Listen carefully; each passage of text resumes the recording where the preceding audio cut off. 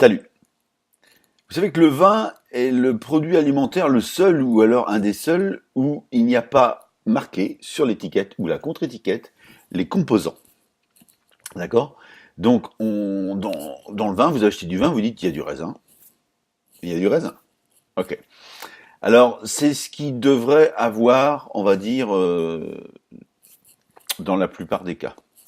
Mais la législation autorise de rajouter à peu près 45 ou 50 produits, d'accord? Et on va dire, là je vais vous citer par ordre alphabétique les 68 produits ou actions qui sont autorisés, d'accord?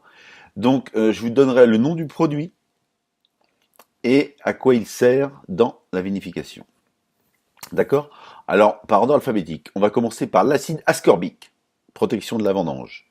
Acide citrique, traitement des casses, les casses c'est des maladies. Acide tartrique, acidification. Acide lactique, acidification. Acide malique, acidification. Acide métatartrique, stabilisation.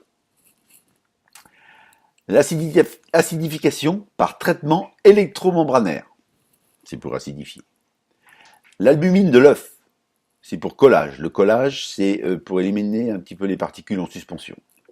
L'anhydride sulfureux, ou SO2, ou soufre, ou ça c'est marqué sur l'étiquette par contre. Par contre, la quantité n'est jamais marquée. Ça sert à la protection contre l'oxydation et aussi à stabiliser les vins. Auto-enrichissement par évaporation. On enrichit le jus de raisin, on le concentre. Auto-enrichissement par osmose inverse, une autre technique pour concentrer le jus. Des bactéries lactiques qui servent à la fermentation. Les barriques, et les barriques de chêne et les fûts de chêne, c'est du bois donc pour aromatiser ou élever le vin. La bentonite pour le collage. Vous rappelez, le collage c'est pour clarifier le vin. Le bêta-glucanase pour éliminer les glucanes. Voilà, mais bon, vous m'excusez, j'ai pas appris ça par cœur. Le bicarbonate de potassium pour une stabilisation microbienne. Le bisulfite d'ammonium, protection contre la vendange. Protection de la vendange, pardon. Contre les ennemis. Oh, les ennemis. Le bois de chêne. On peut, c'est autorisé de mettre des copeaux de chêne, dans les cuves pour aromatiser le vin. Le carbonate de calcium pour désacidifier le vin. Le carboxyméthylcellulose. Bon, tout ça, c'est pour une stabilisation tartrique. Je redis, hein. Carboxyméthylcellulose. C'est joli, hein. La caséinate de potassium pour le collage, toujours pour clarifier. La caséine pour le collage également.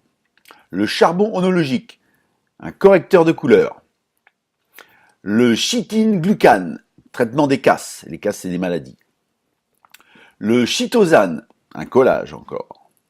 Le citrate de cuivre, traitement des goûts de réduit. Et on trouve ça des fois dans le vin.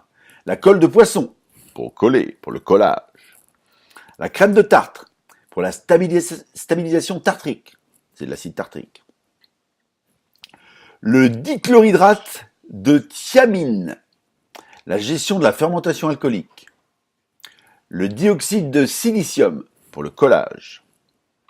L'écorce de levure, ça c'est pour la gestion de la fermentation alcoolique. Électrodialyse, on se croit à l'hôpital, hein. C'est pour la stabilisation tartrique. Électrodialyse à membrane bipolaire. Ça c'est pour l'acidification. Il y a aussi les enzymes bêta-glucanase pour éliminer les glucanes. Il y a l'évaporation pour concentrer, pour enrichir. Il y a l'extrait protéique de levure pour le collage. La flash pasteurisation, c'est une cuisson, c'est pour protéger le vin donc, hein. C'est une cuisson à 72 degrés pendant 20 secondes. Le gel de silice, le collage. La gélatine pour le collage. La gomme arabique, un stabilisateur de couleur. La gomme de cellulose, un stabilisateur d'acide tartrique. L'hydrogénophosphate, dit ammonium, la gestion de la fermentation alcoolique. Hydrogénotartrate de potassium pour la stabilisation tartrique.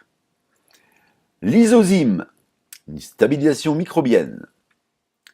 Le manoprotéine de levure, stabilisation tartrique.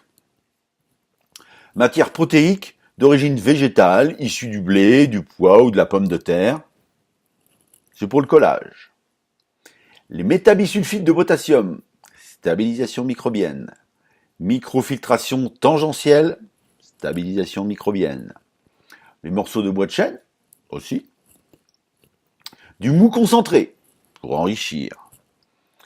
Du mou concentré rectifié, pour enrichir. Ovalbumine, c'est pour le collage. C'est le blanc d'œuf, hein. Phosphate diamonique, gestion de la fermentation alcoolique. Le polyvinyl polyspyriolidone, ça c'est pas mal, je l'ai dit en une fois. Correction de la couleur.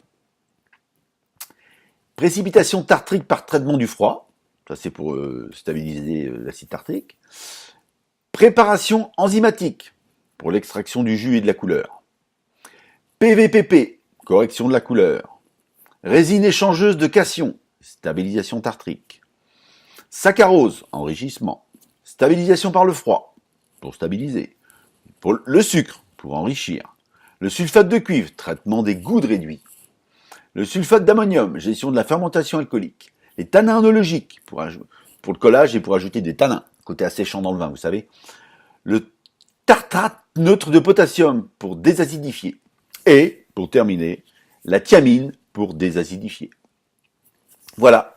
Ça fait 7 minutes que je vous présente les possibles produits ou actions qui sont autorisés pour le vin que vous buvez. Alors si des fois vous avez un petit peu mal à la tête, au nez, au ventre, parce que vous avez bu un peu de vin, je sais, il y a de l'alcool, mais il n'y a pas que l'alcool. Voilà, et bien sur ce, je vous souhaite une bonne continuation.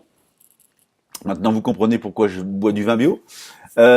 Sachez que tout ça, je l'ai pas inventé, c'est prélevé dans le site de l'Institut français de la vigne et du vin, hein, qui est un institut qui est chargé de répertorier tout ce qui est légal pour la vinification, pour la culture, etc. Sachez que la plupart des produits là, ils sont soit irritants, soit toxiques. En fait, c'est marqué sur le site, allez voir, c'est super intéressant. Voilà, je vous souhaite un bon appétit et une bonne dégustation. Ciao.